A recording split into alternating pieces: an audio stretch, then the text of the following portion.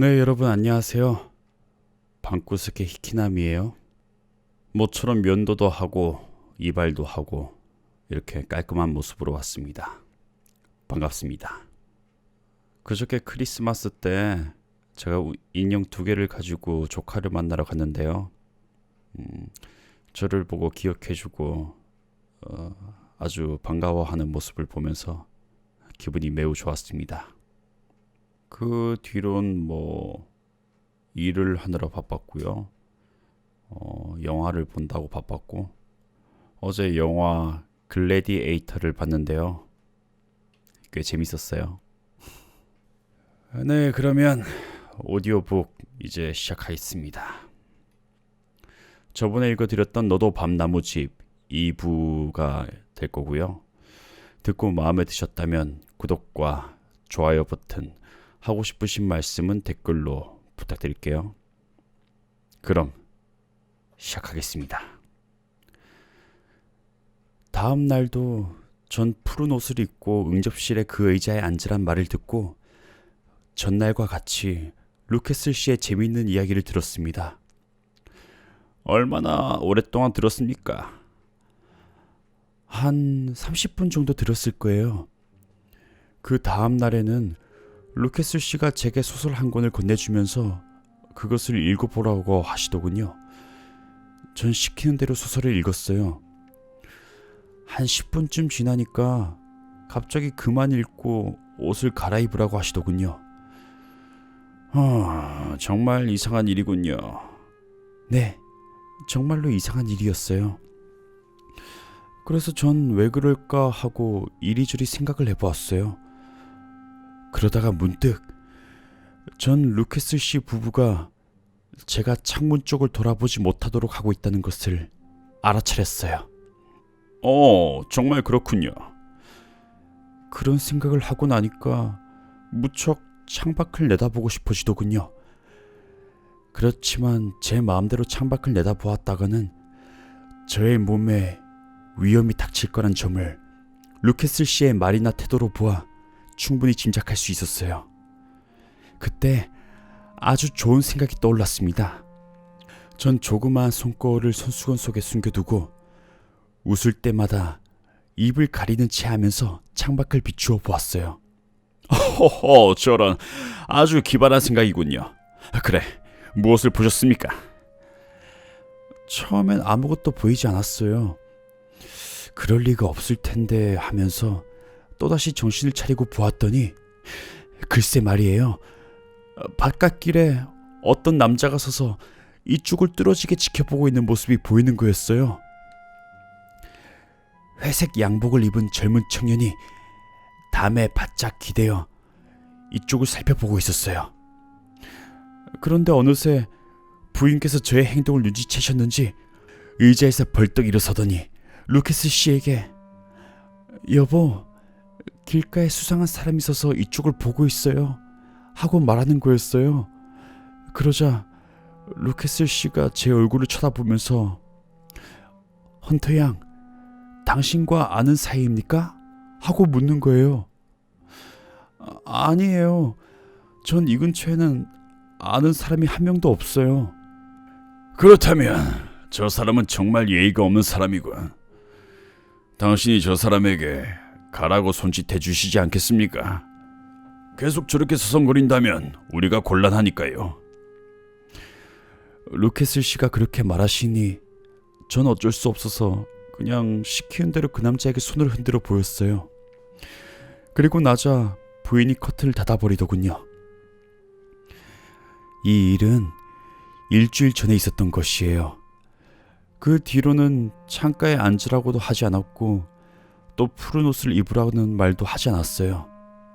또 그 청년도 나타나지 않았습니다. 들으면 들을수록 재미있군요. 자자, 계속하십시오. 하고 홈즈는 싱글벙글 웃으면서 헌터 양에게 이야기를 계속하라고 재촉했다. 헌터 양은 슬쩍 손목시계를 보고서 이야기를 계속했다. 그런데 홈즈 선생님, 이 정도 일이라면 선생님을 여기까지 오시도록 부탁드리지 않았을 겁니다. 그 밖에도 몹시 기분 나쁜 일이 있었어요. 너도 밤나무 집에 도착한 바로 그날이었죠. 루케슬 씨는 부엌 밖에 있는 작은 창고로 저를 데리고 가더군요. 그 창고 안에는 안에서 쇠사슬이 부딪히는 소리가 나면서 뭔가 큰 동물이 움직이는 것 같았어요. 여기로 한번 들여다보십시오. 루케슬 씨는 싱글벙글 웃으면서 창고 벽의 널빤지 틈을 가리켰어요. 그곳으로 제가 들여다보니까 캄캄한데 뭔가 커다란 것이 웅크리고 앉아서 눈만 반짝이고 있는 거였어요. 제가 흠집 놀라는 것을 보고 루케슬 씨는 재미있다는 듯이 웃으면서 이야기를 하더군요. 그렇게 무서워하지 마십시오. 저놈은 카를로라고 하는데 마스티프 종으로 망을 아주 잘 봅니다. 내 것이긴 합니다만 이 개를 다룰 수 있는 사람은 우리 집 호랑이뿐이죠.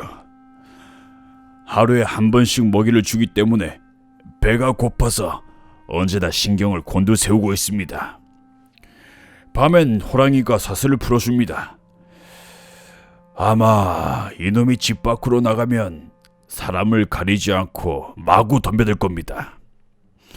아가씨도 밤에는 무슨 일이 있어도 절대로 외출하지 마십시오. 잘못하다간 목숨을 잃게 되는 경우도 있습니다. 루케슬 씨의 이야기대로였죠. 그 뒤에 이틀째 되는 밤이었어요. 새벽 2시경에 문득 잠이 깨어서 창밖을 내다보니 바깥은 눈이 부시게 밝은 달밤이었어요. 정원의 잔디도 달빛을 받아 은빛으로 빛나고 있어서 마치 대낮과 같았어요. 그런데 그때 너도 밤나무 숲의 그늘 아래에서 뭔가 꿈틀거리는 것이 보였어요. 잠시 뒤에 그것이 어슬렁어슬렁 거리면서 달빛 아래로 나오더군요. 자세히 보니 그것은 몸집이 송아지만한 붉은 갈색 개였는데 입 주위만이 검은색이었어요. 턱에 살은 축 늘어졌지만 다른 곳은 뼈가 앙상해서 보기만 해도 소름이 끼치는 개였답니다. 아마 그 끔찍한 개한테 물린다면 아무리 건장한 사람이라도 그만 손을 들고 말 거예요. 하고 말하면서 헌터 양은 그 개의 모습이 생각나는지 몸을 오들오들 떨었다. 그리고 또 한 가지 이상한 일이 있었어요. 여기로 오기 전날 저는 런던에서 머리를 잘랐어요. 그런데 그 긴 머리카락을 버리기가 아까워서 끈으로 묶어 트렁크 밑에 간수해 두었답니다. 제가 도착한 날 밤, 아이가 잠이 든 뒤에 전 제 물건들을 옷장에 넣으려고 하나하나 정리를 했어요. 그런데 옷장 서랍이 자물쇠로 잠겨 있더군요. 그래서 제가 가지고 있던 열쇠 꾸러미를 가지고 열어보았더니 운이 좋게 열렸어요. 그런데 그 옷장 서랍 안에 제 머리카락이 들어있는 게 아니겠어요? 전 이상한 생각이 들었어요. 그래서 그것을 들고 자세히 보니 색깔이며 길이가 저의 머리카락과 똑같았어요. 처음엔 아이가 장난을 했을 거라고 생각했죠. 그래도 혹시나 하고 저의 트렁크를 열어보았더니 저의 머리카락은 거기에 그대로 있었습니다. 전 머리카락 뭉치 2개를 나란히 놓고 자세히 살펴보았어요. 아무리 보아도 어느 쪽이 저의 것인지 구별할 수 없을 만큼 똑같았습니다. 사실 그때 전 기분이 몹시 좋지 않았어요. 그렇지만 전 그것을 다시 서랍 안에 넣어두고 너도 밤나무 집 사람들에게 아무 말도 하지 않았어요. 그거 참 신기한 일이군요. 하고 말하면서 홈즈는 2 손을 깍지 끼고 눈을 꼭 감았다. 홈즈 선생님, 그것보다 더 이상한 일이 있었어요. 어떤 일이었습니까? 너도 밤나무집 뒷뜰에는 아무도 살지 않는 건물 한 채가 있어요. 그런데 그리로 가려면 반드시 호랑이 하인이 살고 있는 오두막집을 가로질러 가야만 해요. 어느 날 호랑이 하인에게 볼 일이 있어서 오두막집까지 간 김에 뒷뜰로 가보았어요. 바로 문 앞까지 갔을 때 건물에서 루케슬 씨가 열쇠 꾸러미를 들고 나오시더군요. 루케슬 씨는 절 보면 언제나 미소를 지었는데 그땐 왠지 몹시 언짢은 얼굴을 하셨어요. 그리고는 제게 아무 말도 하지 않고 집 쪽으로 가버렸죠. 전 그 건물에 대해서 호기심이 생겼어요. 그래서 다음날 아이를 데리고 그 건물 쪽으로 가보았습니다. 그 건물에는 창문 3개가 나란히 있었어요. 가장자리에 있는 창문 2개는 먼지투성이었고 별로 이상한 데가 없었습니다. 그런데 이상하게도 가운데 창문에는 덧문이 있었어요. 전 그 창문을 바라보면서 건물 근처를 서성거리고 있었는데 언제 오셨는지 루케슬 씨가 제 뒤에 서 있지 않겠어요? 이야, 그거 정말 놀라셨겠습니다. 네. 그런데 뜻밖에도 루케슬 씨는 싱글벙글 웃으면서 이곳은 좀 컴컴한 곳이니까 아이를 데리고 오지 않았으면 좋겠습니다. 네, 죄송합니다. 그런데 이 건물에는 빈 방이 많은 것 같군요. 예, 내 취미가 사진을 찍는 겁니다. 그래서 저 건물에 암시를 차려놓았죠. 그건 그렇고 당신 정말 눈치가 빠르십니다. 하고 유쾌하게 웃었습니다만 그때 루케슬 씨가 저를 보는 눈빛은 정말 무서웠어요. 그때는 그것으로 끝났어요. 그런데 아무래도 덧문이 닫힌 방에 무슨 비밀을 감추고 있는 것 같아서 견딜 수가 없었죠. 그래서 무슨 수를 써서라도 그 방에 들어가서 확인을 해보기로 했습니다. 대단한 결심이군요. 그런데 바로 어제 일이었어요. 드디어 기회가 온 거죠. 말씀을 미처 드리지 않았습니다만 전 호랑이 부부가 그 건물로 들어가는 것을 몇 번 보았어요. 어제 저녁 때 호랑이 하인이 잔뜩 술에 취해 골아떨어진 틈을 타서 전 몰래 뒷뜰에 있는 건물로 갔습니다. 그런데 어떻게 된 일인지 문에 열쇠가 꽂혀 있는 것이 아니겠어요? 아마 호랑이 하인이 열쇠 거는 것을 깜빡 잊었던 모양이에요.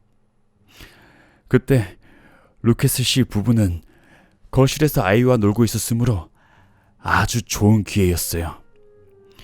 전 슬그머니 열쇠를 돌리고 안으로 들어갔죠. 들어가자마자 바로 앞에 계단이 있더군요. 좀 무섭기도 했지만 꾹 참고 계단을 올라가 보았어요. 2층 복도는 벽지도 바르지 않고 양탄자도 깔려있지 않은 채로 아주 길게 뻗어 있었어요.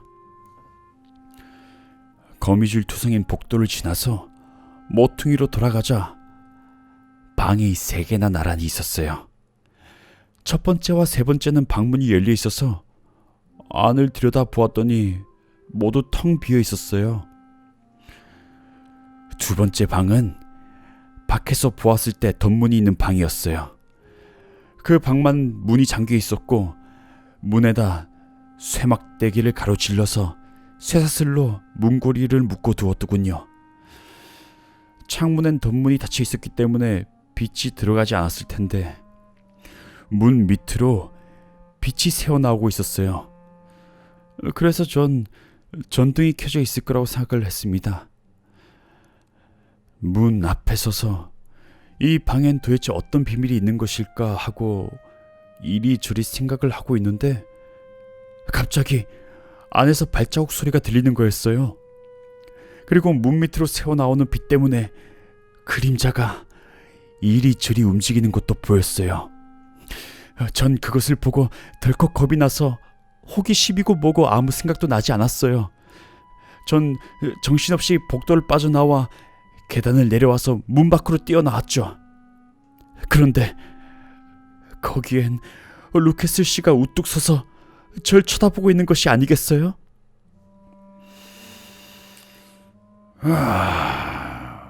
역시 당신이 있었군요. 문이 열려 있는 것을 보고 당신일 거라고 짐작은 했습니다만. 네, 여러분. 오늘은 여기까지 읽도록 하겠습니다.